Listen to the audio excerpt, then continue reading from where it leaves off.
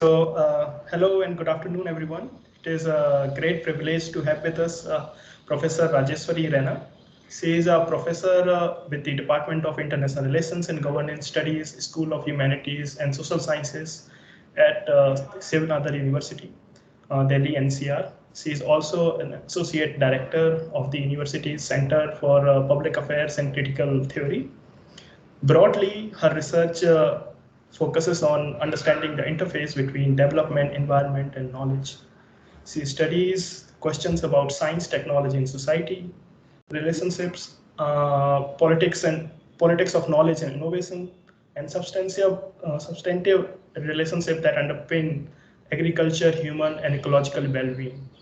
She is a well-published researcher, and she is advisor and participant in many national and international initiatives on environment and development, public policy, and scientific research. She is an ardent advocate of bioeconomic approach to a prosperous, equitable, and sustainable world. She is an active member of several networks and professional societies on rural innovation, agrarian and rural studies, science, technology, and society studies, STS studies, that is, institutional economics, ecological economics, and water studies. She received her PhD in economics from the Center for Developmental Studies, Thiruvananthapuram, in 1994, and has earlier worked at NISTARS and CPR New Delhi. She has numerous awards and honors under her belt. Just to name two, she was awarded the T.N. Kosu Memorial Award in 2018 and was elected a member of the International Science Council's Regional Committee on Asia Pacific. With this brief intro, I thank you again, Professor Raina, and pass the floor for you for your lecture. Thank you very much for joining us today. Over to you, Professor Raina. Thank you, Dr. Namdev. Am I audible? Is this clear? Can you hear me well? Yes, we can hear you. Thank you. Good evening, Dr. Gupta. Sorry, I didn't see you earlier. Yeah, good evening, Professor. How are you? Fine. Thank you for giving me this opportunity to talk to these young people. I would like to, say a few words, before you start your talk.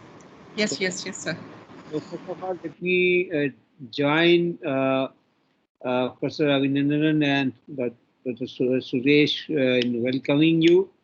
And this is the audience that we had today is all our policy fellows, and they are very patient listener, and they will, in fact, this is a good opportunity for them to learn.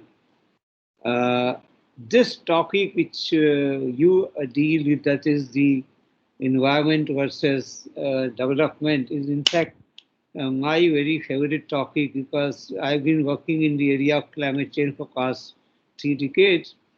And, this is the paradox that India faces, the development versus environment, because, at one end we are supposed to do development, at the same time we are supposed to undertake mitigation. And also the development and adaptation are also synonymous with each other, because if you don't do development, your adaptive capacity is very low. And so there is a kind of interplay between all these development, mitigation, and adaptation. So I would love to have your views on this thing. So welcome again, I think, on behalf of all of our people, and I look forward to listening to you. Thank you, Dr. Gupta. Thank you very much indeed for giving me this opportunity. I'm very grateful because we keep saying that it's one of the best things about being in research in academics is that you get to talk to younger people and people who are actually willing to change the world. Thank you very much. So, just as a caveat, I understand that this is and also I've seen your work. So, I've seen your work in various forums on climate change and questions of adaptation and so on. So, I understand your question, but today what I want to do is to look at, not really look at how the country will adapt to climate change and that kind of area, but just look at the ways in which we say sciences and the scientific ability to engage in multidisciplinary, transdisciplinary arenas with reference to the environment, what are the, well, let's say, conceptually what needs to be corrected there and how do we get there? Because that's probably going to be more useful for our students, because I think they're smart enough to read a lot more and get through this. So I'd probably focus on that today. And also as a social contract, what is it that needs to change? Yep. Thank you, sir. So may I start my slides and presentation? Yes, please, Professor Raina. There seems to be some background sound coming from your side, but it's okay. I don't know. Maybe some fan. Or it's all right. Please go ahead. No, I don't think there's anything, which is why I wore this, so that the fan sound would go away. So maybe if you can mute, everybody else can mute their phones, sure. That'll be better. So that. Okay. Is this okay now? Is that? Yeah. Thank you. Thanks. Thank you. So what I want to do today is like I said, talk about what this new social contract means, and of course we've heard about a new social contract for science many years ago, right? And the first time a new social contract was discussed was Bernal, right? I mean, G.D. Bernal talking about how, well, that science can actually become the key driver of social change. I mean, that's his expression, that science can become not just an agency, or let's say a way to fulfill our material needs, but can take us beyond our material needs to make our society a better place, to make our life on Earth more meaningful. Yeah. So that was his agenda in 1939, between the two worlds. And just imagine this is a phase where he says we can actually change the world using science. Yeah. And we've heard other versions of this about what I consciously added is a social economic contract, because I mean we often confuse the economy with society, and especially in the sciences, and in those of us who've studied science, at least in my case in the undergraduate days, we think society and the economy are, more or less the same. Everybody needs jobs, everybody needs development. So we think, we need to have healthcare, we need to have education. So there is a little constellation, if I may say so, between the environmental and the development and the social agenda, right? So one is this, that, the sciences have to understand what we are dealing with. I mean, if we are indeed going to get into a social economic contract, Jane Lubchenco's call for, the 21st century, the new social contract for science, 1998, that was about 20, 25 years ago now, right? Nothing much has changed even now, we know that. So what I want to focus on is, conceptually, where is the fault line here? I mean, what is it that we don't see about the material reality of the world that is changing, the environment that is changing because of our social economic behaviors, because of our ways of dealing with these material reality of the world? What is it that is changing here? And also the ways in which we played around with this word sustainable development, right? So we look at a bit of both and say, how can we address this? What is a way to get to a very strong sustainability-oriented scientific research program, and also not just research but scientific ways of working, engaging with the policy sphere in a scientific manner. I mean, not just to say that, you have political interests, you have vested interests, and therefore we don't want to engage with you, or to say that you have vested interests, you have political interests, and therefore you do what you want to do. This is our scientific evidence. Or the other side is, of course, saying, okay, we'll tailor our scientific evidence for you. That's also a shame, right? We've seen various shades of this in various spheres of our economic life today. What we want to do is to give you an exposure to some of these fundamental concepts about what is material reality we're talking about what kind of stocks, capital stocks are we talking about people and their work. So let's take a look at where the social economic contract can change if we engage a little more with the ecological basis of life. And when we say ecology, we're not just talking about, let's say the environment out there. Ecology, as Odum tells us, is, a pattern of relationships, within nature and between nature and human society. So ecology is not about the study of trees, or forests, or oceans, or or deers or animals. I mean, so it's not zoology, biology, forestry science. Ecology is a study of the patterns of relationships within nature and also between nature and human society. So let's just talk about what that gives us. How does that give science an edge for, transdisciplinary engagement? So this is the key hypothesis that I put forward today, and it's part of some research that we're doing, so which is why I'm still calling it a hypothesis, because we're still not finished a piece of work.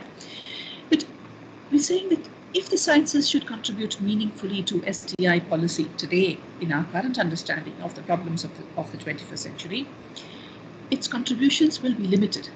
As long as we stick to this disciplinary, even maybe an interdisciplinary area like ecological economics, not enough. Yeah? So what do we need? We need a new transdisciplinary research agenda where, both, that is, the ways in which science works and the ways in which science engages with society, that is, the ways in which science does its work inside of science, right? What Michael Burney would call the ways of working of science, and between the sciences and policies. I'm just calling it policies as a whole world out there, which has its own economic policy, agricultural policy, whatever we want to call it, multiple stakeholders, multiple scales, and systems dimensions, whatever we want to look at.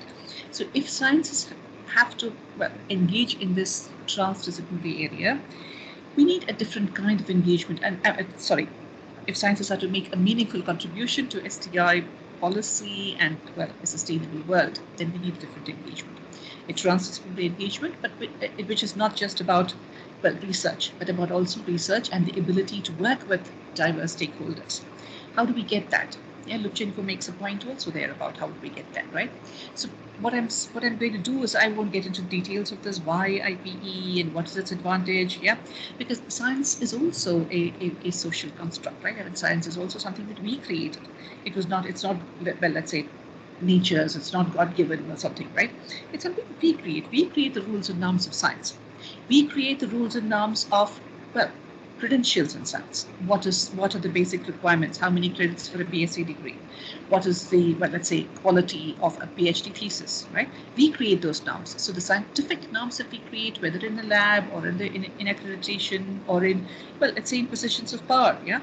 After a particular level of expertise, you get people who are, let's say, given the socially sanctioned expertise, that is social sanction of expertise, giving authority to people. We trust their decisions then, yeah? As social systems, we do trust the decisions of experts, of people who have this, what we call scientifically valid knowledge. Yeah.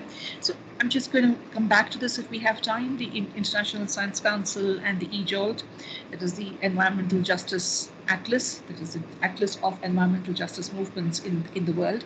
If we have examples, time for these, we'll get back to this.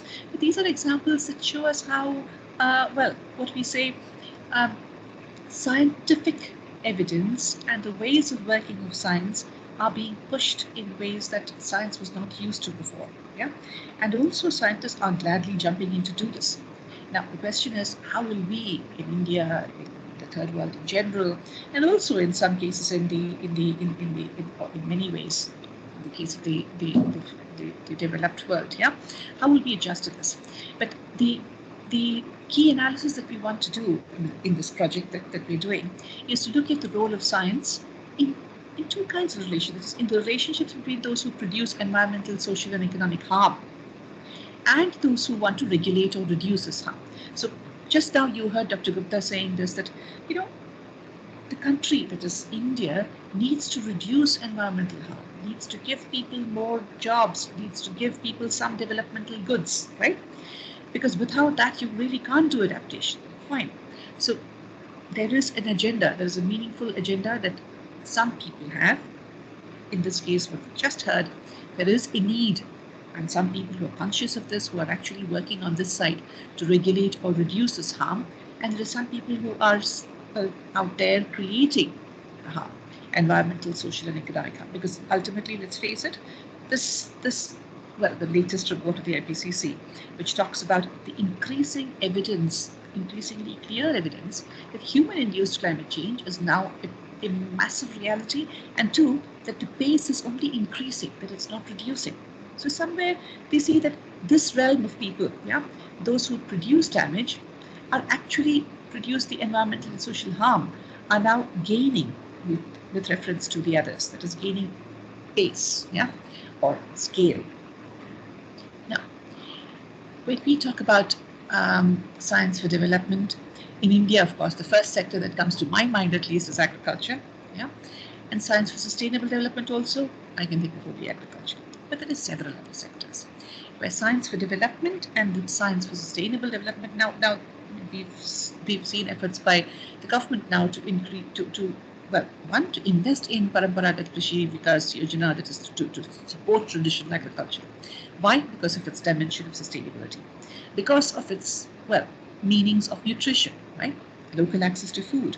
There are several, let's say, not just a question of yield, measures of indicators of success, indicators of impact that are different. Okay? So we are talking today about a different set of measures of science for sustainable development, which were not there in our earlier understanding of science for development.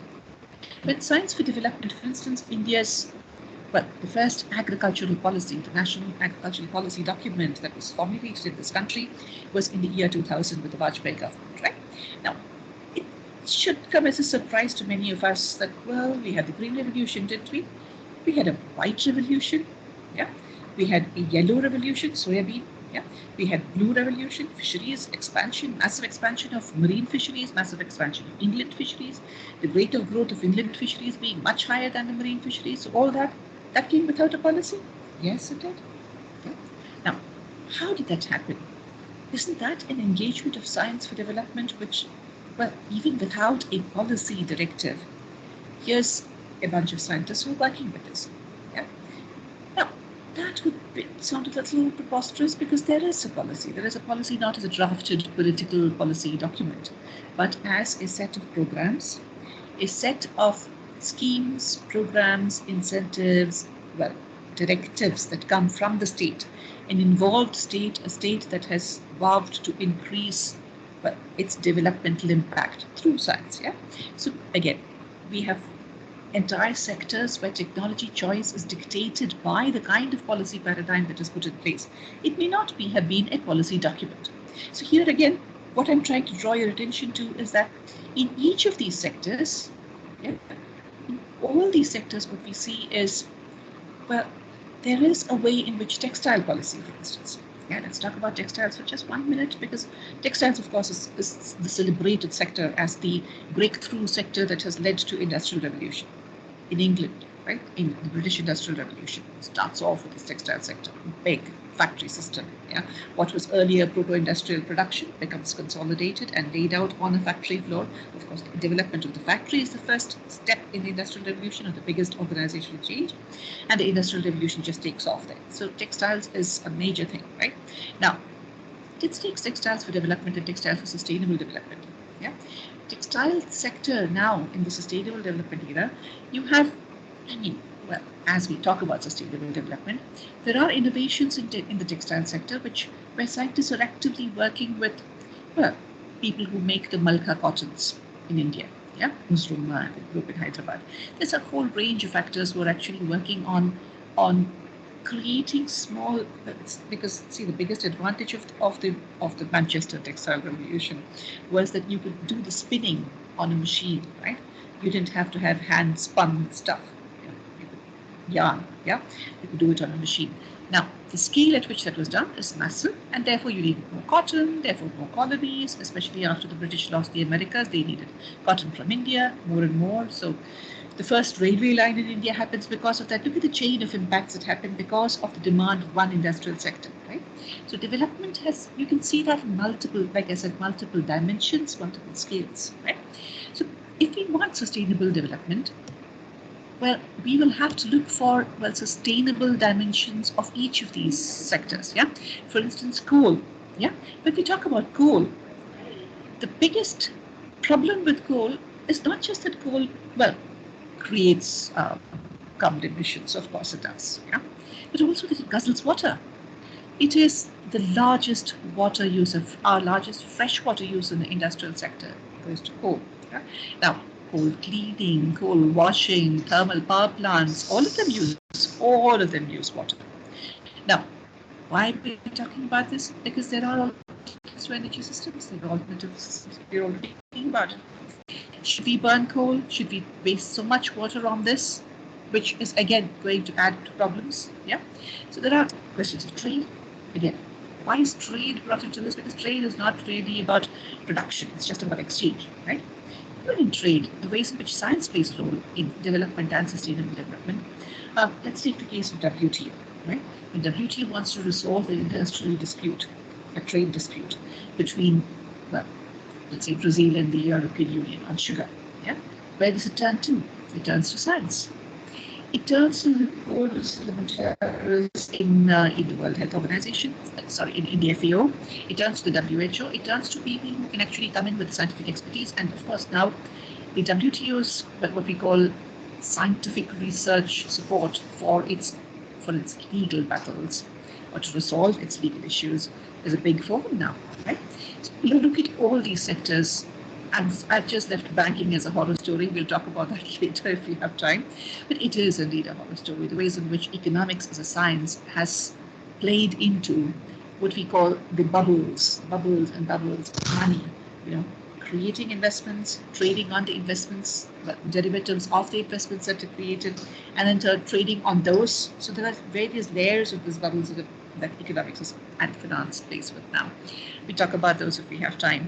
But the point is that if you want, finance to be sustainable, you also know, crystal currency. There are small experiments happening now in various parts of the world, the solidarity economy, where people exchange things based on the real value, the real as in real production and material value, material energy values of these goods. Yeah, what is that goes into it as work? What is that goes into it as profits? Everybody needs a decent profit. Yeah, so there are alternatives to this too.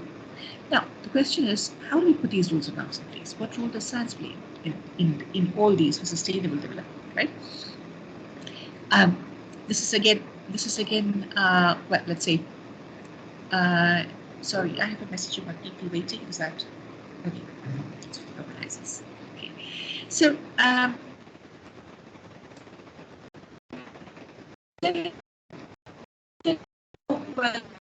we're all convinced development has to look beyond generating evidence. Generating evidence is like, a minuscule part of the work. Yeah, there is much more that needs to be done. What needs to be done? Yeah, so we get there in a moment because we actually have two major, well, let's say, in some sense, institutional innovations. Yeah, science.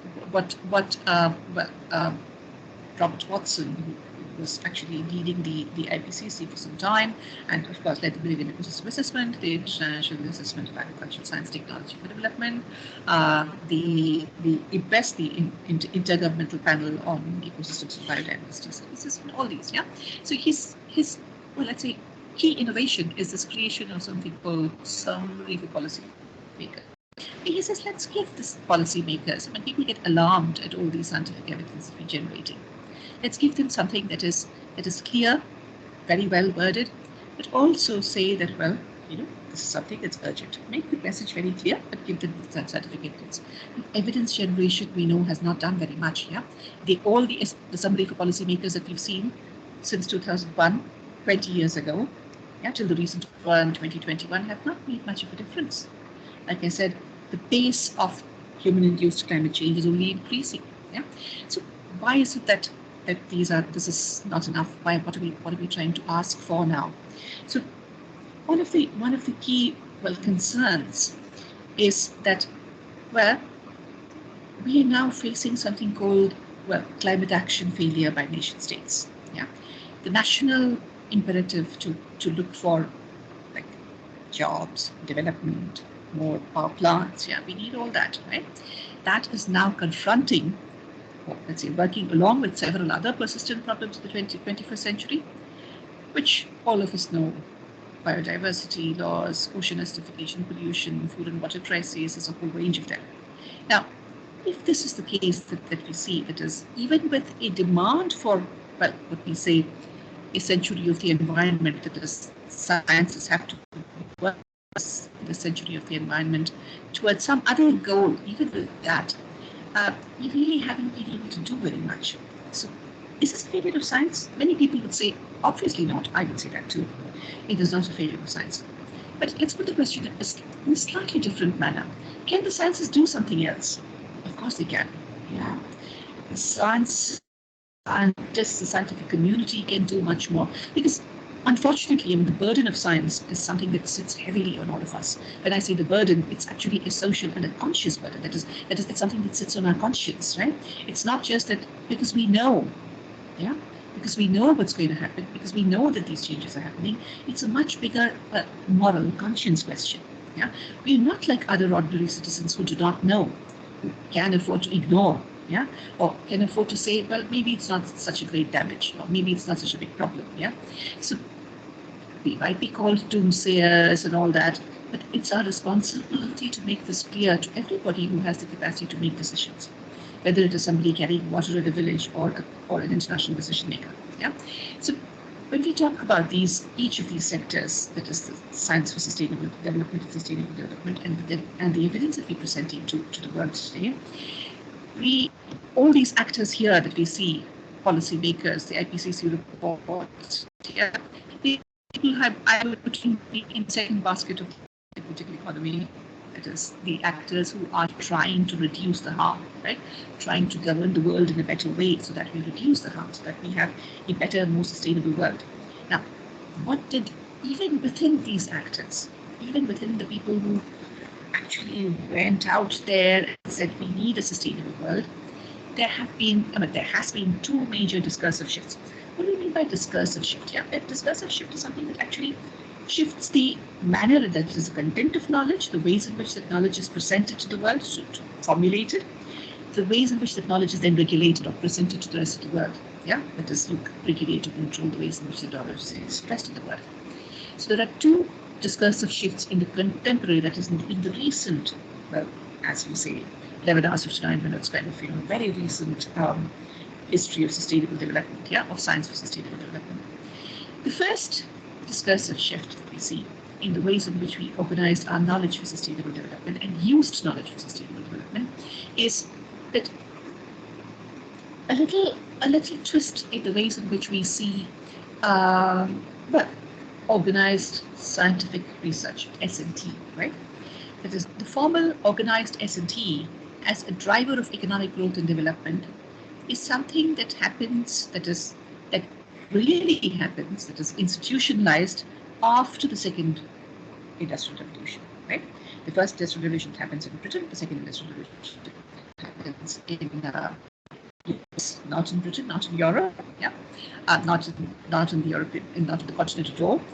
It's following the second industrial revolution, that this notion, a kind of idea that institutionalizing scientific research for industrial growth can lead to economic growth. Yeah.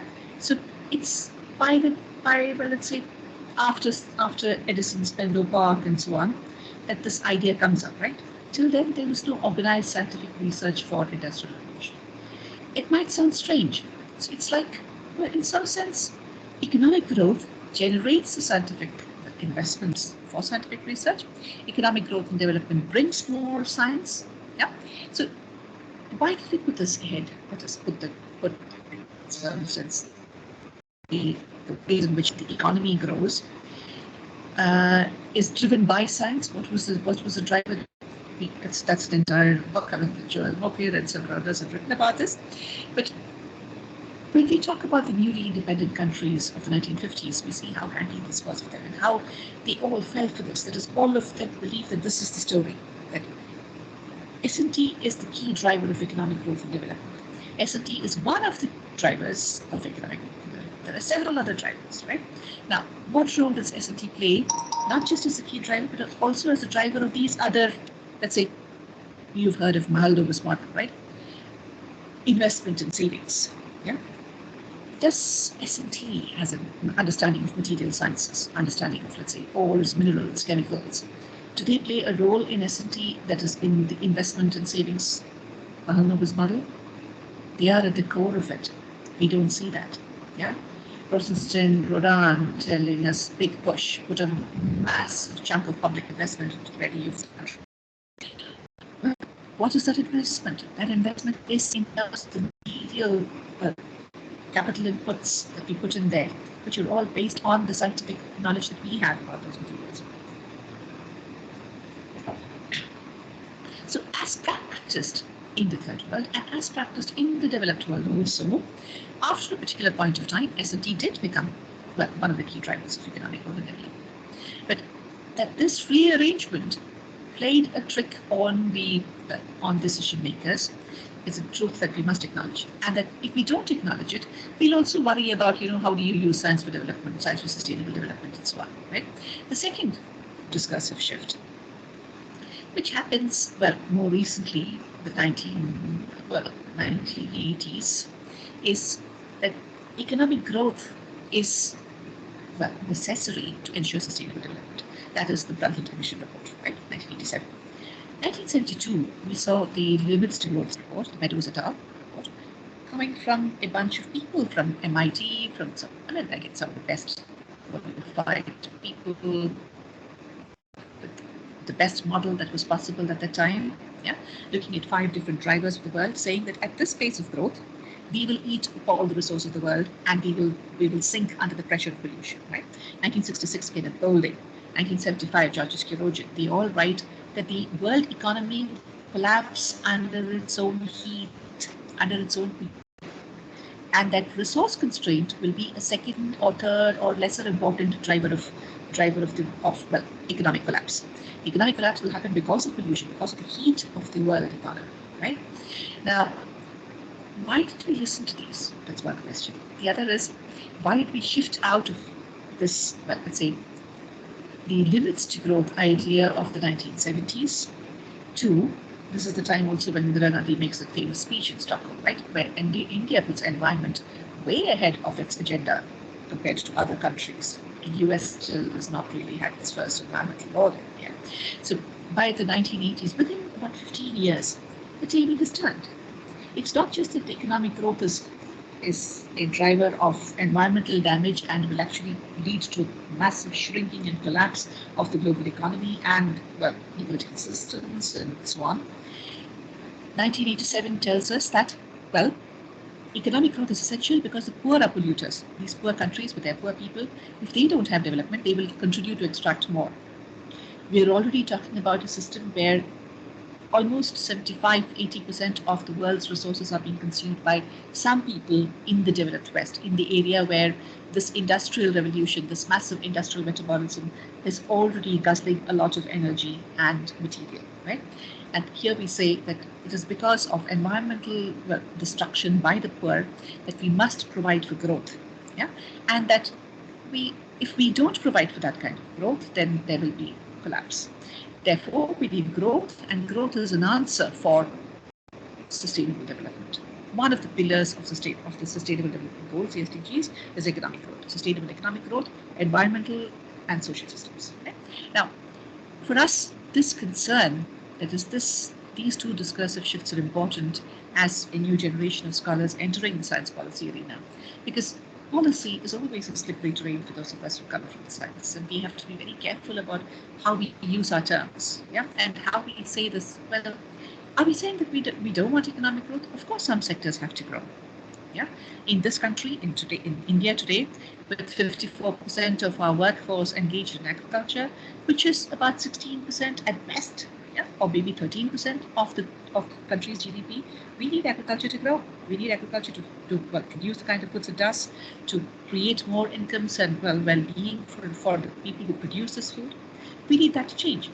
But what are we talking about when we say sustainability and, sustainability of what? When we say sustainability for sustainable development, that is sustainability as an agenda that is delivered by the scientists, sustainability as an agenda that the sciences invest in, the sciences engage with. We're asking for something different and also a cleaner lens. Without this agenda that science is the major driver, science is one of the drivers, also along with several other knowledge systems, and of course that there is, economic growth is not, at the very least, necessary to ensure sustainable development. We need other things. What are they? And how do we get there? what is it that science can do about it, especially in understanding sustainability as the crux? Sustainability of what? Of nature. Sharad Lele had a very, very early response to this Brundtland Commission report, 1987. This came out. Lele's paper comes up in 1991, where he talks about sustainability of the ecosystem, sustainability of the material and energy basis of our little planet. That is sustainability. How does the scientific research system, STI, engage with this realm of sustainability, this agenda of sustainability? Well, as I said, transdisciplinary engagement, yes, but how? What is it that we want? What is it that we are asking for, right? So let's take a look at why this disciplinary technological determinism that we've seen in the case of textile industry, agriculture, industrial growth, trade. Why is it that that's not enough, right? We've seen various phases of, I won't get into the details of this, but there's a lot of material written on this, yeah? So you can take a look at a lot of this, because there's literature on this which talks about how it's because of unsustainable development in these sectors. Agriculture, as we know, is the one sector that has already transgressed or violated 4 of the 9 planetary boundaries. Yeah? It can't afford to do anything more. It has to change. How do we change that sector? Yeah? So, science for development, science for for well-being, for people's health, for education, for agriculture, and all these came through various phases, right? So we have science for development as articulated in the 1930s to 50s, India, independence, investment in science, investment in our dams, investment in various sectors of development. Yeah, science and social development, 1960s, where they found that, well, you also need to look at people who don't have access to these, to actually engage in some social questions to domestic growth, which I mentioned in the 1970s. Yeah, and in each of these, for instance, UNRISD, the United Nations Research Institute for Social Development, comes up in the 1960s, 70s. There is this agenda of ensuring social development. You've seen human development added. So with the word development, we keep adding a prefix, yeah? And we say, well, that's what will drive the agenda. So sustainable development has also entered as a prefix without changing the core of development. What the 1970s, the Limits to Growth report did was to change the core of this word development and said, well, economic growth need not be the core of development. Yeah? Minimizing throughput, yeah? Keeping the capital stock in a sustainable way without depletion and deterioration, the capital stock of the world, yeah, in a sustainable manner. What we saw in the previous slide too, sustainability of that capital stock of the world, that material reality, that is sustainable development, and that doesn't really need economic growth. But science for sustainable development still is feeding into the same old thing of development with a prefix, sustainable, right? Now, MDGs and SDGs, we've seen all this. Very briefly, I must mention this, because I've added this as a last minute entry today morning so that I could speak about this a little.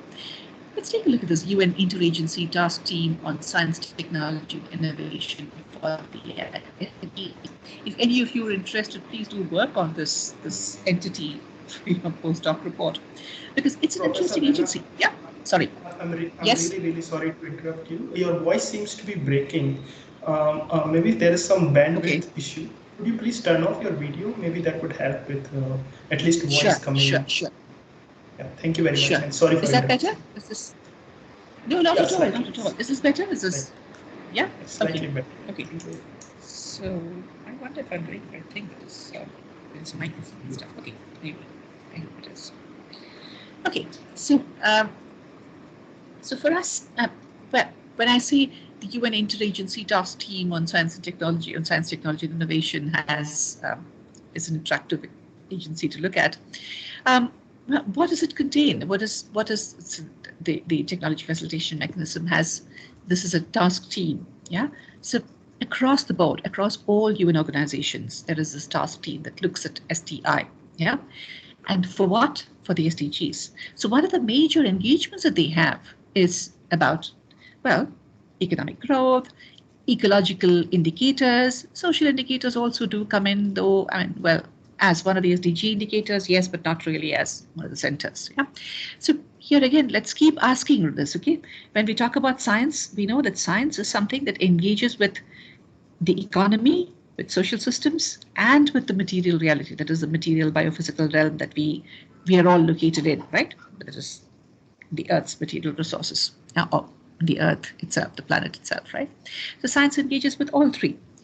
So the focus on science, technology, and innovation for the SDGs is somehow targeted to some, well, let's say, specific goals and some, well, what I mean to say is when you read this, if you do a discourse analysis of how they work, you see how the load, well, let's say the baggage of development is so heavy in the content of science in these agencies. Yeah, the multi-stakeholder forum, yeah, the STI forum, the online platform for information.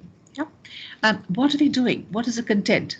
Take a look at that. It's a very interesting exercise for those who are interested to do. Yeah. Now, why are we talking about this? Because we have seen this before. You know, this demand for. So this is actually coming up as a social engagement. Yeah, that is the social engagement of science, a public policy, social engagement of science for sustainable development. That's where this UN facilitation mechanism and this interagency task team and all that come in, right? We've seen this before. We've seen this at least about, well, maybe not 100 years, but at least about 80 years ago. Yeah, about 80 years ago, between the two world wars, Bernal writes this beautiful piece called Social Function of Science, where he says, I mean, I'm just going to ask you to read this patiently, because this is something that's amazing. His faith in science as, well, driver, yes, not for growth, but to satisfy all our material needs, and a means to understand our world. Fine, we agree with that. But he also says that it implies a unified and coordinated, and above all, a conscious control of the whole social life. Yeah, science abolishes or provides the possibility of abolishing the dependence of man on the material world. That is, science will become so all-encompassing that the social systems will be structured in a scientific way. Yeah, society is subject only to the limitations that it imposes on itself. The sciences will help us think through this, and, well, science conscious of its purpose can become a major force of social change. That is, the faith that science can do it, the faith in the scientific endeavor, in scientists to engage with these social changes and to enable social change, a major force of social change, is quite clear there. Well, let's not quarrel with what kind of social change he's talking about, but today we are very, very sure that we need social change, right? We need social change to just survive now, right? So going now to Lubchenko's argument, she talks about this too. She says that there must be a new well, social contract for science, as she calls it. Yeah, one is improved understanding for all these, more effective communication to the public, engagement with policymakers, desirability for new technologies, but for what? To minimize ecological footprints of human activities. Better guidance about decision making in the face of uncertainty. So she accepts that there is uncertainty. Now that is actually one thing that the IPCC is, well, states in a very minor way, because here again, you know, the IPCC's effort is to tell policymakers that this is our evidence. So if they say it's uncertainty, then the policymakers will turn around and say, okay, so there's nothing happening, let's go on doing what we're doing, right? So uncertainty is, well, it is a scientific construct. Yeah, uncertainty is when we know that there are some risks. We know the probability of occurrence of that risk, but we don't know the magnitude. Or we know that there'll be some kind of problems out there, but we really don't know what the probability of occurrence is. In either case, there is uncertainty. The ability of the sciences to put forward uncertainty is a big blessing that we have now. Yeah?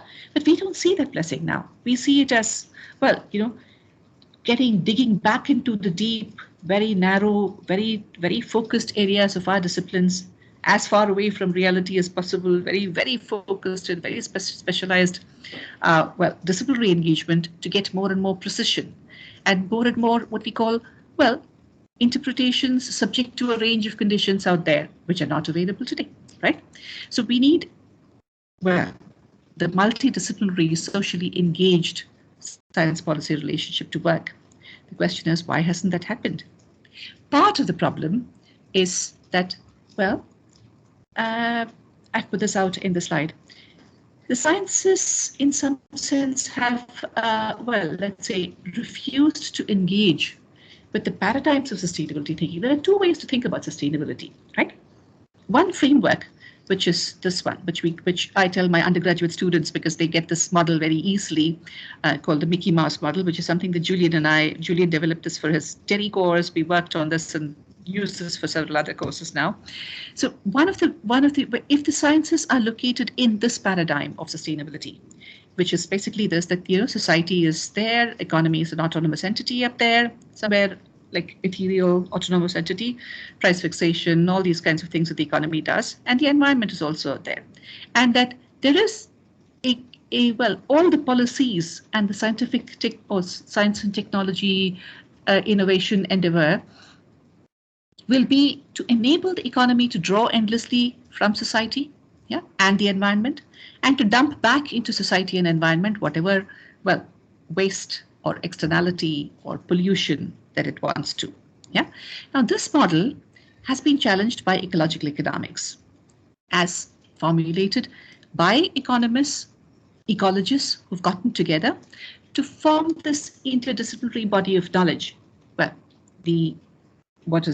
That is when scientists talk about this as the tools, methods of economics that is applied to the ecosystem, right, to nature's households. So the interactions between nature's households and human households as an economy, that's what ecological economics studies.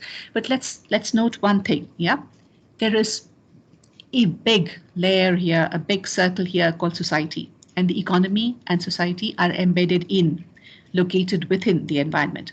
Now, the inability of the sciences to engage with these two different paradigms has been a big stumbling block. A big stumbling block, because then if you see the economy as a self-sufficient autonomous system, you are not going to answer any of this new social contract and transdisciplinarity and so on, because your transdisciplinary effort will not involve all three layers of all three concentric circles that you see in this picture, one embedded in the other. Now, what does it mean? The social contract for science, and the social contract in the science that is in the sciences, within the sciences to study these, they're different in both these paradigms, and that we have to engage with this. That is, how do we get the sciences to see that the creation of jobs, as we mentioned earlier, right, for our people, for development goods, for our people, for well-being, for their education, for their healthcare, for good roads. How do we see that there are possibly answers in the social systems, in all their diversity, in all their understandings of equity and justice and all that, right? How could we design these? So a social contract is essentially a social economic contract of the sciences and their ability to engage with all three layers. How do we get there? Well, one of the key, let's say, answers that comes up in the 1970s, which somehow, luckily, many people are turning to now, is actually this agenda that was set to us, that's set for us by Nicholas Georges-Quirogan, who talks about, we have to differentiate between nature, natural resources, and nature services, what nature gives us, right? Now, we have to do that, and the sciences are the best tools that we have to do that. That's the best knowledge system to do that. The most organized, most coherent, and, in some sense also, maybe not entirely predictable, 100% sure all the time, and entirely in control all the time, but that's the best we have now. So if we want to look at our world today and look at all the stuff that nature does, this is just a little illustration of what nature gives us, what we call as natural systems.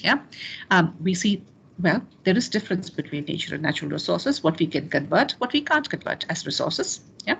What we can keep as, atmosphere, for instance, now has become a dump for us. We're dumping our carbon waste into the atmosphere. That's been our habit for over 200, 300 years now, which we will continue to do according to the trend that we see now. Why is that important? Because without seeing this, without seeing our little planet this way and our economy embedded in this, we won't see that our approaches today of, like we said, the SDGs, for instance, to see that, the economy should grow and we can actually enable the other two to work with this is actually a weak sustainability argument. So in ecological economics, if you see these concentric circles as we illustrated earlier, we see that there's a way in which, well, this I've called this a summary because it's just a gist of what we can talk about later if we have time. I'm actually running out of time. Can I take another 5 minutes, please? Is that? Sorry. Sure.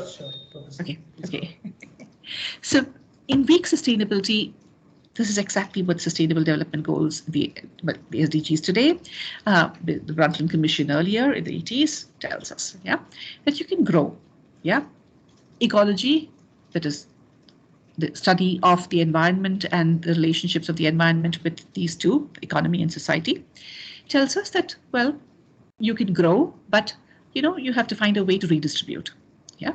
That is, there's a certain degree of substitutability which can be compensated, with the other two. If one is lost, if the environment is weakened, you can substitute it with more technology from the economy. You can put in more technology to substitute for this. If there is let's say a change in the provision of some goods from nature, for us, then social systems can be adjusted to adapt to it. Unfortunately, we've reached a limit. We cannot afford to emit any more carbon.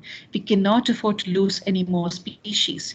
Even as we talk today, one species would have died. I mean, we are facing massive extinction now. We can't afford to do that anymore. So somewhere this, well, let's say the anthropocentric and technocentric, that is human privileged system of all three being equally important, has to change. We have to see that the anthropocentric system, the technocentric solutions and problem statements are all located within a limited biosphere, a limited little planet that is hurtling through space, right? Even the sense of balance that we have as we speak now is something that the Earth gives us. Look at the speed at which it is rotating, the revolution, whatever is happening right now, right? So we're living in a world of assumptions without looking at these nested circles and how our activity, is actually impacting the environment. That environment is the foundation of both economy and society, and that the economy is embedded in this, that is in social systems nested, right? Now, instead of saying this is a constraint, can we see this as an opportunity to see that, we can actually live with the environment in very, very sustainable ways. There are various social systems, various parts of the world that have shown us. In India, there are several communities that live in extremely sustainable ways within nature, right? Why can't we learn from this? This is just a slide to illustrate a bit of that we can make. Now, one of the conceptual distinctions that the economy needs to make is, in terms of jobs, value added, in terms of GDP, whatever we want to call it, exchange value, we measure everything in money terms, right?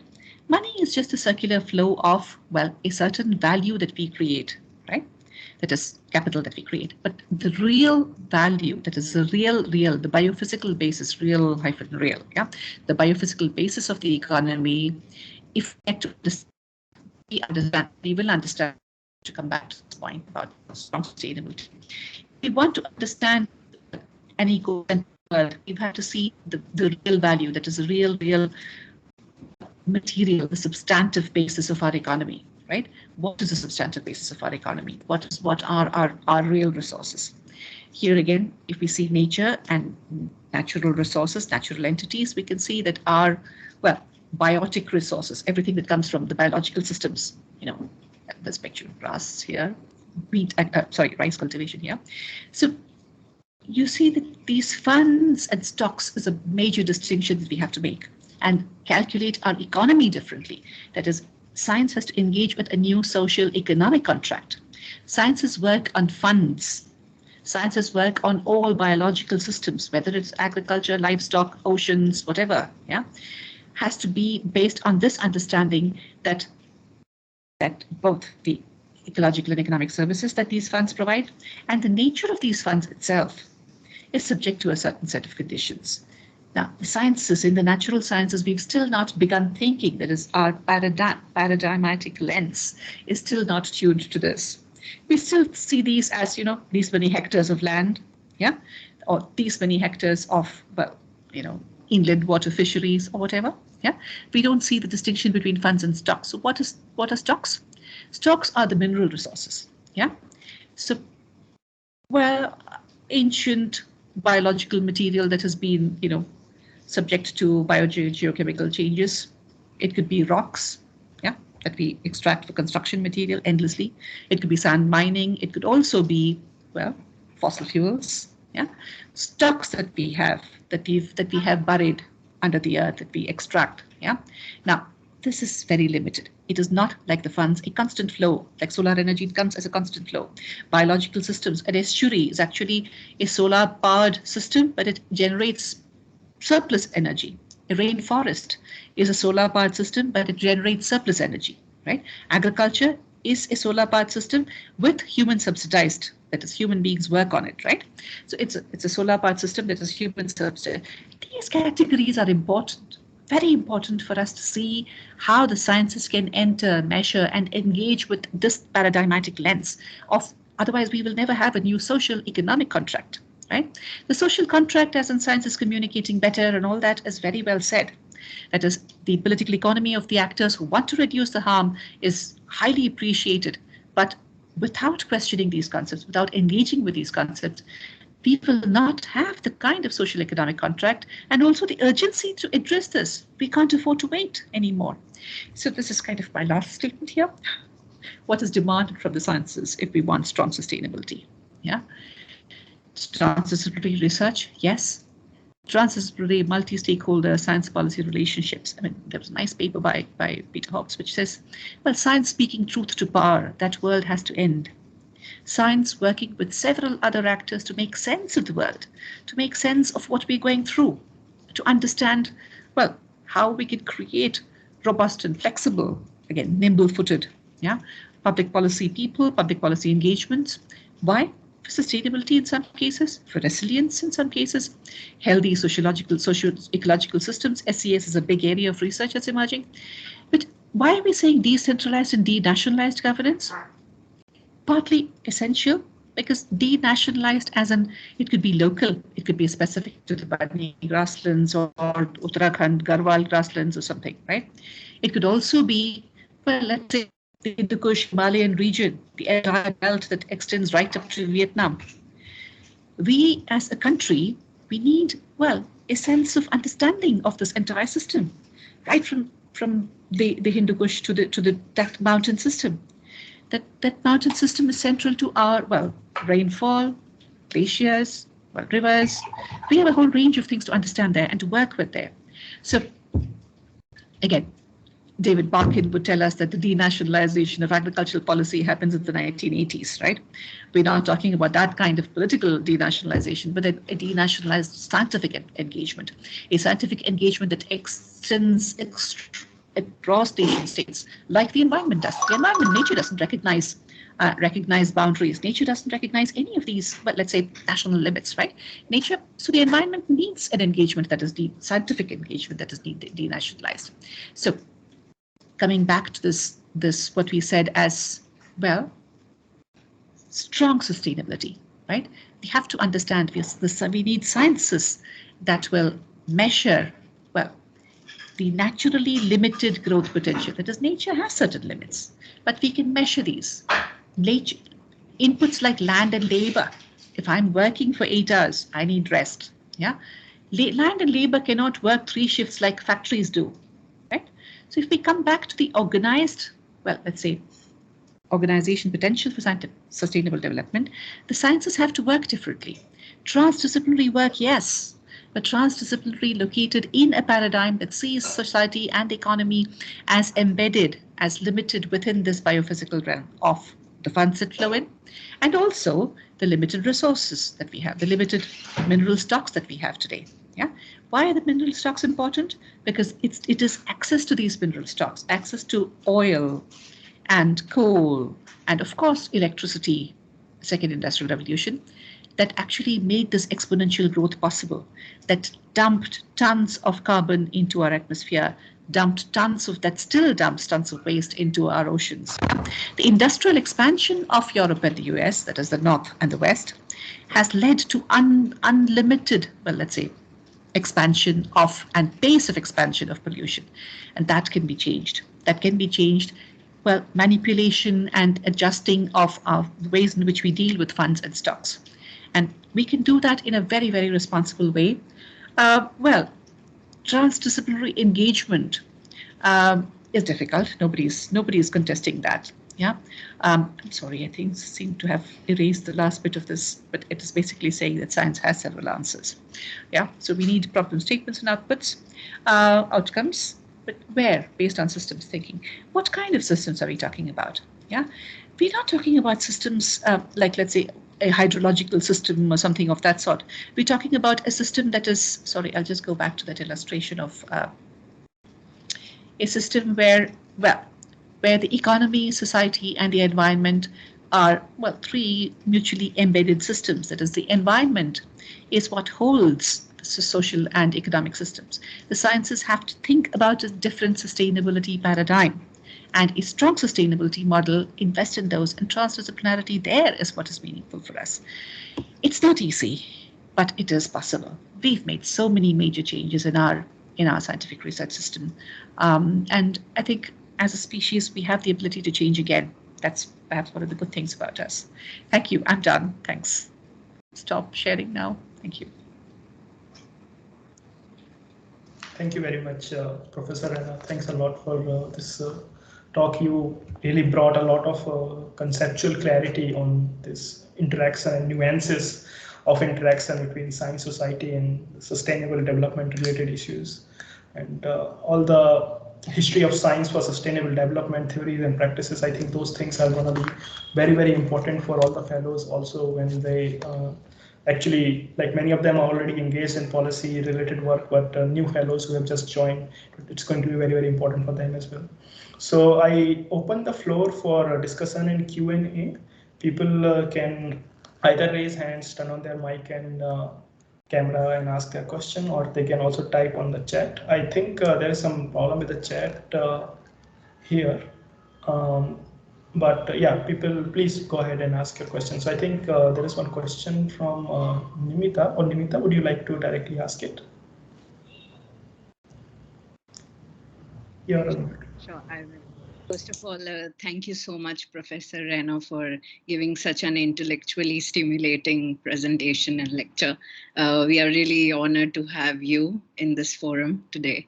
My question was primarily, I was more intrigued to understand that while we talk a lot about, say, multi-stakeholder partnership, and in theory or in practice, so to say, how do we address the issue of taking into consideration different interests of stakeholders?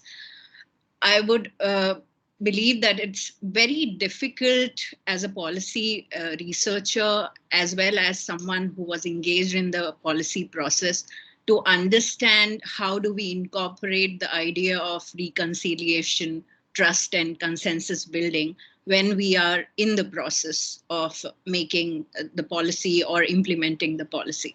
So my question relates to how do we address these issues in order to make trust, reconciliation, and consensus building as.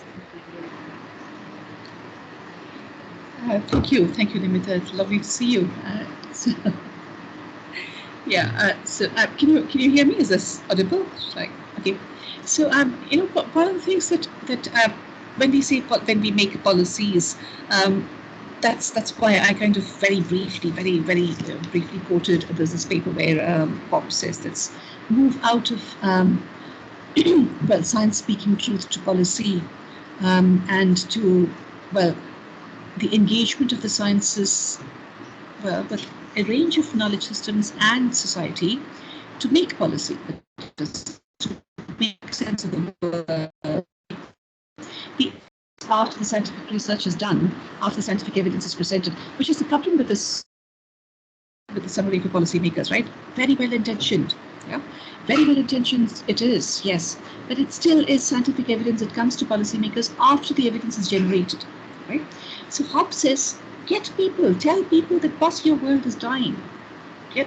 Why can't scientists do public engagement exercises that get people to say this is the way and farmers in Himachal know this, right? Lots of people know how they've changed because of climate change right now. Yeah, their cropping systems have changed, their ways of living have changed. So if we can get them to speak, if the state can invest in a decent, like I said, denationalized as a local investment. Let's say 10 farmers in Himachal run a radio program, yeah, a community radio on climate change. Do you think policymakers would listen to them? Of course they would, yeah? Because the evidence, the scientific evidence that scientists, well, agricultural scientists, meteorologists working with these farmers would generate would be of a very different nature. So Hobbes' argument is that let's build scientific evidence, scientific research, where people and people's engagement with the content of science itself is important. Why are we doing this science? Yeah, why are we mapping? Some of the earliest research in the agricultural sciences in India, the locust map of India, yeah, was done with people. Local people helped map them. This month, these days, with the answer to this much humidity, this is the movement. It was not scientists measuring it. Scientists, of course, measure and validate and make it perfect. But the idea, as unfortunately in India, again with agriculture, which is a science that I know best, we have changed a lot. We don't engage with people anymore. Yeah, we've become centralized councils of agricultural research and whatnot. We don't engage that much. We have to. Climate change demands that we do it. A new social and economic contract is needed. And I think that question, where it comes from today, from you as a young person in the policy sphere, is because we are all trained in a policy making sphere that is up there, yeah, not in the dirt and distress that people face on a daily basis. If the sciences work with that dirt and distress of people on their daily lives, we will have a very different scientific engagement and a different policy engagement. Yeah, we've seen evidence of that in some very small ways in different parts of the country, but it's definitely not enough. Yeah. I hope that was. No, I think it does answer my question to a large extent. I am very tempted to take up another, but I think Anurag wants to ask another question, and maybe I can come later if there are no questions. Thank you so much. Sure, Nilita. Maybe you'll. You can come after Anurag for the second one. So, Professor Raina, there is a question by a fellow, Anurag Panda, in the chat box. He's asking, what's your opinion about the industrializing countries that are still putting in place the functional science and technology enterprises? Can they build a much needed embedded transdisciplinary science as compared to the countries that are already industrialized? So, what do you think about this? Is the question clear to you?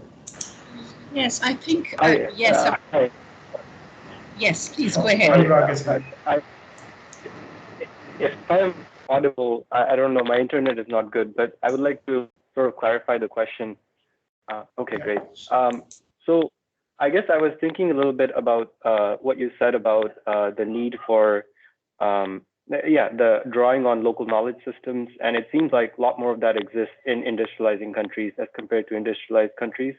But then the issue is that if you look at the history of science, I guess we are still building the old version of science here, while other countries have built many, like science and technology enterprises. So there's more recognition of what can be done better.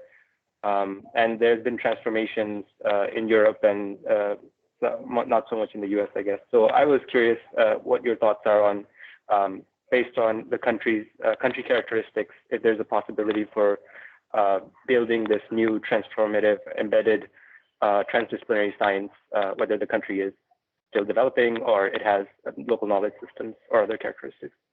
Thank you.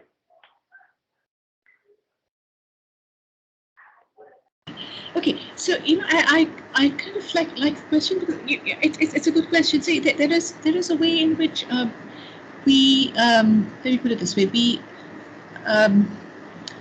in industrializing countries, as you say, we think industry should be the way in which, at least that's what economic theory tells us, right? That industry is basically the way in which industrialization happened in the West, right? Mass production, yeah, very concentrated sources of power, yeah, absolutely no concern about, well, waste. Yeah? There is another school of economics, institutional economics. Waste doesn't exist because what exists is joint production. You produce one commodity, there are joint products, 1, 2, 3 that come with it. In neoclassical economics, all 1, 2, 3 are waste. There is one commodity X that is sold, the rest is waste. It's dumped on society, it's dumped on, on the environment. So that is depending on the kind of school of economics that we talk about. So industrializing country itself is a misnomer. If you say, let's assume that we industrialize the way J.C. Kumarappa wanted, yeah, in one of Gandhi's favorite young economists at the time. Now, J.C. Kumarappa said, let us have a rural industrial setup, what he calls the economy of permanence, right? Let us have rural industrialization that will give people, use local resources. He's not talking about local knowledge systems. He's talking about, well, let's use advanced good science. Let's use local systems. Let's use advanced science, whatever is useful for rural industrial. The purpose of that industrialization is to create an economy of permanence, create an economy where there is, one, minimal waste, an economy of sufficient and decent employment, good work for everybody, yeah, an economy where people live as Boulding says, you're well fed, you're not constantly eating. Yeah, consuming endlessly is not the purpose of that economy, but you're well fed, that your economy is driven by a sense of well-being.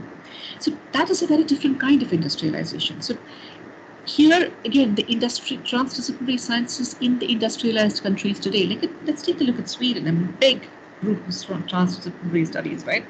The US, there are smaller groups, yes, but some of them are very, very good.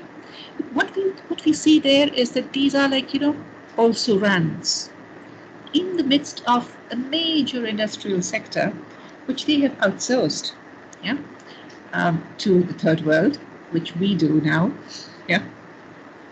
I mean, in my undergraduate class, I showed them these small videos about how, Boulding talks about 1960s, right? Lake Erie is a cesspool. Boulding writes in the 1966 paper, it's Economics of Spaceship Earth. He says, Lake Erie is a cesspool. It's dirty, yeah. The air in Los Angeles is unbreathable. It's dirty, it's smog. What happened? 1960s to 1980s, it's all clean and bright and everything is good. China, Vietnam, India, these are all countries that have taken up the dirty industries from there. Outsourcing has become a norm. Yeah? Larry Summers says it's absolute perfect economic logic to move polluting industries to the third world, give them the FDI needed to process this dirty industry, to establish these industries. So industrialization, the way it is in the West, transferring it to other parts of the world, even that limit has been reached now. There is no other place you can transfer it to. Yeah? Where will we outsource the dirt to now? The earth can't take anymore. So we have to find a way to think of alternative models of industrialization. Need not be, local knowledge systems. Local knowledge systems are absolutely important, and they have a rich source of social memory and engagement with the local ecosystems and so on. Wonderful. But that is not enough. We need good science. We need good science to work with these systems, to enable these to be converted to sustainable, resilient systems. Yeah? We need to think beyond, like I said, the nation state. We need to think along, mountain systems, ocean systems that we are also a part of, right? We're not external to that. We are part of this biophysical environment as the nation state. So why are we talking about this? The question is, industrialization need not be the way it happened in the West. It can happen very differently in India. Yeah? I hope it satisfies you, Anurag. Thank you, Professor. I guess if I could build one small add-on to this, I would ask, as a scholar, who should I target my scholarship to? I feel like if I target my scholarship to the Indian science and technology and systems, it's not clear to me that there's that reflexivity to advanced thinking, but it seems like in other countries that reflexivity is there, or maybe you can target it to the UN. So I'm curious, that's what I was asking, like which country or which social systems you think are more accepting of this knowledge, and who should we produce knowledge for? Thank you. I'm glad you asked this, because I actually turned on my video because I want to say this my face there. But I am actually one of the, let's say, failed scientists in this country, because I've tried. Spent 25 years of my life writing for the agricultural science community. about soil sciences, about evaluation in agricultural sciences, about the organization and institutional questions. And I mean, nobody reads that. Yeah, let's face it. Now, working with DST's Science and Society program. DST is tiny little minuscule. It's a drop in the ocean kind of Science and Society program. Has taught me a lot. I mean, we've actually, again, working with these, this is again, how did that come about? I mean, it's just, it's a strange animal within this Indian science establishment. There are people who listen to you. There are people who will actually engage with you on institutions, not just technological change. We need to enable institutional change. So there are, well, small islands of people willing to listen to you here. And I think that makes a big difference to people like me, because we can still go on with what we want to do. It's not in just the hope that DST will listen. I also work with a big network called the RRA network, Revitalization of Rainfed Agriculture Network. Again, scientists from different walks of the agricultural science system, of CSIR, I mean, a whole range of systems, people, I mean, local universities who work, lots of NGOs. It's run by some society organizations and some of their leaders, but it's a group that has engagement across the academic, civic space and the scientific research system. Networks of that sort are now, well, places where a lot of interesting things are happening. I think there is a space for people to listen to us. We have to find them. Yes, it's not easy, but yes, it's a good question. The mainstream policy mechanism is very indifferent to what we say. Yes, mainstream sector-based thinking. Yeah, why are we talking about agriculture as a sector? Yeah, I mean, it's a sector that is really industrialized. It's no longer a primary producer. Agriculture is, why are we calling it primary? Because it's supposed to produce stuff from the primary sources of energy, nature, right? But it's a sector that is sandwiched between two industrial sectors now. All its inputs come from the industry. All its outputs are supposed to go to industry. Yeah? We have to think about what entities we're talking about. So there are mainstream systems are unwilling to listen, but they will have to. They will be forced to listen to this and will be forced to work with, well, a different way of looking at agriculture, yeah, as bioeconomic systems, working with local processing and consumption systems. The Orissa Millet Mission is the biggest example that I say a big success, because tiny little success, yes, a lot more needs to be done, but it's there. It's there, it's thriving, it's working, it's supplying ragi and local millets to the local public distribution system. You know, the government allowed local public distribution systems to acquire these and to process it for the local nutrition programs. It's amazing. But there are changes at the state there. So there is a policy audience in bits and pieces here and there willing to listen. I think we can engage with them. Thank you so much. Thank you for that candid response. I'm actually in rural Odisha right now, so I will ask more people about the millet mission since you mentioned it. Wonderful, wonderful. Thanks a lot, Professor Raina, and thanks Anurag for that question. So next, I see a hand raised from Gautam. We can take a question from Gautam and then move to the chat questions that are there from Momita and Hiran. So over to you, Gautam. Please go ahead.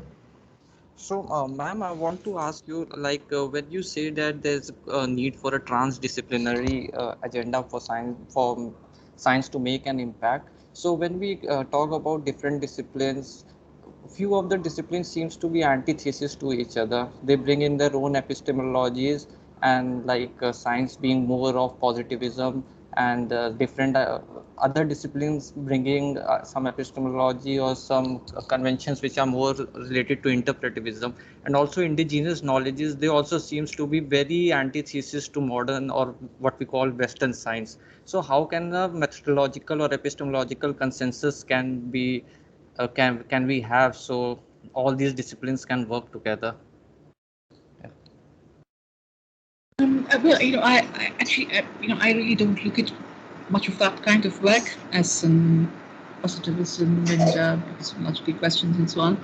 But from what I've seen in economics in the 1970s, there was a big debate about substantial economics and formalism in economics, right?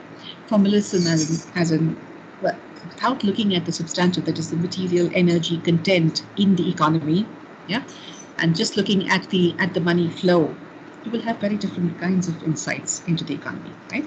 So this engagement is something that has moved on to various spheres and asked questions about historians, for instance. David Ludden's talk about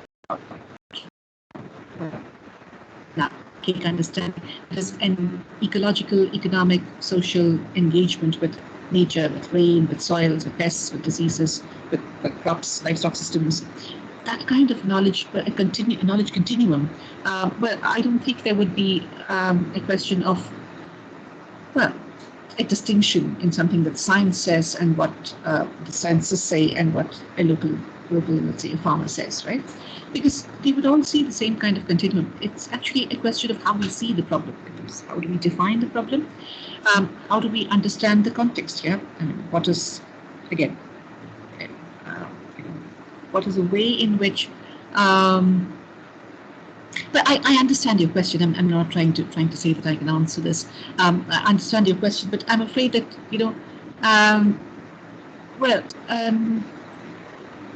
in terms of making sense together, coming back to Hobbes' answer, in terms of making sense together, one of the first things that we need to do is to see that we see the problem in a similar way. That is, we create an epistemic community that engages with the problem statement, finds it's a common set of methods of validation. That is, our methods of validation should speak to each other.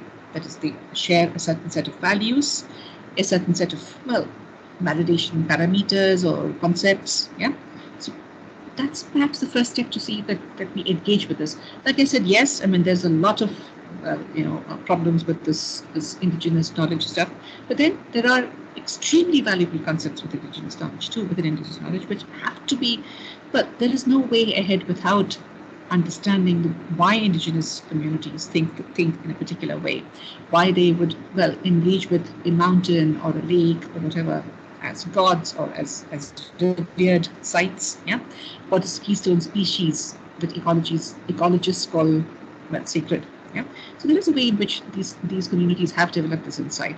There's a need to understand this, work with them, but also, most importantly, for the sciences to learn from them, for the sciences to let go of, like we had in that little concentric circles image, right?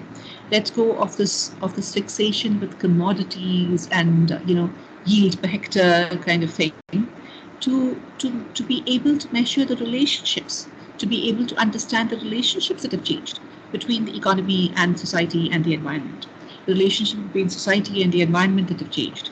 It's because of certain, let's say, very valid relationships, very, very valuable, and again, what they can validate as surviving relationships, that the indigenous communities manage to maintain their relationships with that mountain or the lake, right? So we don't even ask questions about those relationships. Yeah. We walk in there with some technologies, with some understanding of some herbs or medicines or whatever. We want the active ingredient of that herb. So again, we're talking at cross purposes. We're not talking about a lived relationship there, right? So again, the sciences as an entire body of knowledge have invested very little in the study of relationships. Yeah. That's also a big problem. We're all studying commodities, materials as very specific entities, like you said, disciplinary, positivist questions. Yes, but we need to change. We can. Thank you, ma'am. Thank you for that. Thanks, Professor Raina. Thanks, Gautam. I'll now take questions, the chat questions that are there by Momita and Hiran, maybe together in the interest of time.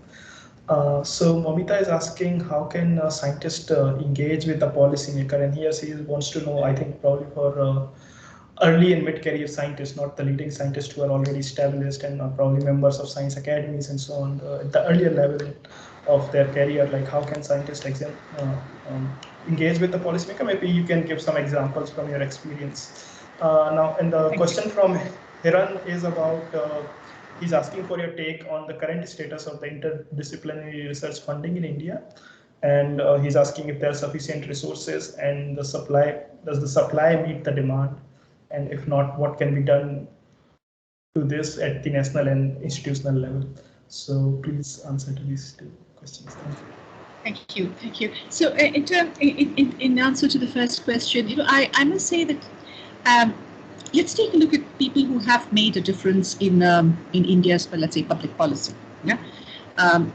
Let's as part of a project that is studying the relationship between state science and civil society in India, 1980s onwards, we interviewed Dr. Ashok Khosla recently. Yeah, he was a a young, I mean, particularly a very, very young person when he actually did this model for changing Delhi's transport system, the Mudrika, that is ring road buses that we see. That design came from this extremely young person, yeah, a very young person who, well, of course, had access because he had already taught the first course. Al Gore was one of his students, yeah. So he'd already taught a bit of that course in, taught that course, not a bit of that, taught that course in the US for some time, in Harvard for some time, and on the environment, yeah, environment and sustainability, perhaps the very first course on environment and sustainability in the entire world. And he had come in as a little celebrity boy into DST. He was employed in DST and was given charge by the government of India, by DST, to handle the environment and science. And for us as DST Science Policy Fellows, the reason why I also emphasizing this is that this is a country that has done work on environment and science way ahead, way before other countries have even thought about this, yeah? And we're talking about the 1970s when this young person comes in and thinks about what is the problem with Delhi's bus service, you know, what will happen now? Oil crisis happens, yeah? So there is a way in which, well, that was communicated to the leading policymakers. They had access to these people. It's not that leading scientists are the only ones who talk to policymakers. Yeah, policymakers, again, that category of people has also changed a lot in this country. Let's face it. Yeah, they're not the same old people that we knew then. A B. Shivaraman, who was actually, I think, the father of India's Green Revolution, if you ask me. Yeah, an exceptionally good bureaucrat. B. Shivaraman, M.S. Swaminathan, and C. Subramanian, the three S's, yeah, of India's Green Revolution. Nobody talks about B. Shivaraman. That kind of policymaker is not around, perhaps now, but even then, there are policymakers who are willing to listen.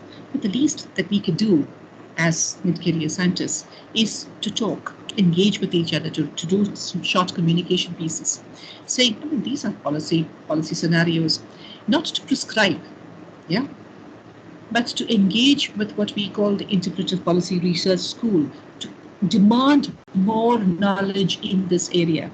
I have a policy agenda, let's say for inland fisheries, yeah, or for aid for agriculture, or for textiles, yeah. If I engage with the community of, well, people who are talking about similar problems, we have to allow the churning to happen, and we will see change. It will happen. It's not just for leading scientists to do. We have seen massive changes. I mean, like, C. Subramanian launches this bus service. Nobody mentions Ashok Khosla, but it was his design, right? I mean, it was launched as a big success. It's still running, right? So, redesigning the transport system, small things, but I mean, major changes that have happened by initiatives started by small, well, young scientists. You don't have to be a leading INSA member or somebody like that. Of course, they're also the lead, but you can do it otherwise too. But the importance is that, let's say, the emphasis should be on the engagement that we can enable. Yeah. You answered about interdisciplinary. I mean, my answer to your question on interdisciplinary research funding is it's minimal, it's non-existent. Yeah. I haven't seen many calls for interdisciplinary research other than maybe from Azim Premji University or something like that. I mean, there are calls like that come in, right? But otherwise, not very many. I mean, interdisciplinary, again, is not enough. Interdisciplinary, like I said, you know, there are two talks about this. Is when you say interdisciplinary, we talk about this is, well, let's say applying the concepts and tools of one discipline to the study of, well, another disciplinary domain, like ecological economics, yeah? That's not enough. Even an interdisciplinary study is not enough. We need transdisciplinary teams to work on problems that are, well, scientific, socially challenging, politically impossible, yeah? We know these are. I mean, Amita's first question about interest and trust, right? I mean, how can somebody trust somebody who says, well, you know, I will go ahead and do this for you, but then turn around and build something else later, right? So it is a major crisis. So we have to be at it. We have to, well, like I said, take failure for granted in some senses, like, you know, but we can't let go. Interdisciplinary funding is minimal, but there is at least, well, an interest in this now. A couple of private universities with interdisciplinary funding. There's also, well, call for proposals that you can find maybe from ICSSR that used to be there, but not really very much from other sources. I mean, there's hardly anything that I know of as a strong funding source for this. But good that you asked. Hopefully there will be some investment from the government with this, because we can't go ahead without transdisciplinary teams. We need to put together transdisciplinary. We have, well, let's say mission mode stuff on some very specific areas of research. That's again very minimal. What can be done? I hope something can be done. But Thanks a lot, Professor Raina. Yeah. Maybe Nimita, if you still have the question, we can take your question as the last one. Is it a right time to take up the question, or are we running? Yeah. So no, please go ahead. Okay. If Professor Raina is also okay to stay for a while, then maybe I'll ask this question. This question is basically, I was more intrigued when you were talking about the IATT on STI and SDGs, and how India is also a part of the global exercise of mapping STI for SDGs. What intrigues me, or maybe what makes me more apprehensive, is that in all the sort of methodologies given in the handbook, so to say, there is most likely promotion of individual STIs as solution to complex societal challenges. I don't know whether this techno-fixed approach towards SDGs is an apt way to look at when we are looking at the larger discourse of sustainability, economic growth, and the STI policy. So my question to you is, how do we kind of redefine STI, or say innovation per se, in order to bring it an alternative pathway to look at the mapping of STI for SDGs? Or is it like we have to go from the other side, like SDGs towards STI? So it would be great to have your insights on that. Over to you. Thank you. Thanks, Nimita. And it's actually a very good question. For many of us who've actually, and I have a small paper on that in encyclopedia on SDGs, but science for sustainable development has to be very different. The content and processes of research, and again, science policy relationship also should be very different for sustainable development. One of the things that we can actually demand right now, since it's actually a question of threat, right? I mean, we're living under urgency and great threat. So one of the immediate steps that we can do is to at least demand an understanding of the relationships between, like you said, individual STI, small focused interventions, like little pinpricks on a big canvas. It's not going to work, right? What we can demand is that the SDGs review the relationships between these. Yeah, that the SDGs themselves. There are a couple of papers on cross-cutting themes and well, let's say, that pull is sustainable development goals apart, kind of papers that ask these questions. What are they, and how can the SDGs themselves look at that? But more than that, we can actually ask questions about relationships. How are these relationships, well, even evident? Yeah? The UN body that I just spoke about has no clue. There is no discussion on relationships. So, I mean, I have fun with my undergraduate students because they're so young and so intelligent. I give them a small exercise to say, okay, look at this, making peace with nature. Very good report from UNEP. And the IPCC, and tell me what are these relationships you see. So pick one, and then they pick one and look at these relationships. It's amazing. But if you train them that, if you actually engage with this question of relationships, I think we have a way ahead. And India can make a big difference because we have, well, good examples of ways in which some of these relationships have been sustained. And I keep saying that, this rain for agriculture is not just, well, let's say, tiny islands of success and or sustainability that you see in rainfed agriculture, but actually they are islands that have held out against the fundamentals of growth that have been imposed on us. Yeah? They have held out in ways that have not destroyed their soil and water systems, not destroyed their biodiversity and crop livestock systems. Yeah? So we have a lot to learn from and with them.